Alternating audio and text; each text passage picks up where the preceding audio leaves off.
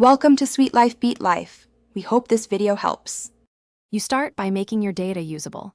Ensure headers are clear and numeric columns are consistent. Once done, select the exact range you want graphed, including header labels so Excel can name axes. If your data will change, convert it to a table with Ctrl+T. This keeps the chart linked dynamically. Make sure there are no stray text cells in numeric columns, because that forces Excel to treat the series as text, which breaks axis scaling and aggregation. Now insert the chart. Go to the Insert tab and pick the chart type that matches your story: line for trends, column for comparisons, scatter for correlations. Once inserted, use chart tools to switch row/column and adjust which series are plotted. This fixes swapped axes. If series overlap, use a combo chart and put one series on a secondary axis for clarity.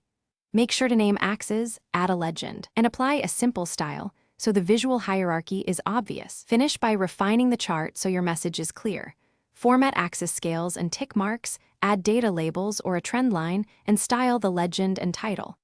Once satisfied, copy as a linked object into slides or right-click to save as an image. If the chart looks wrong, check for hidden rows, non-numeric cells, or mixed date formats. These are the usual culprits. If values still misalign, rebuild the table and reassign series. This resolves indexing errors fast. Thanks for watching. Consider subscribing if we helped you.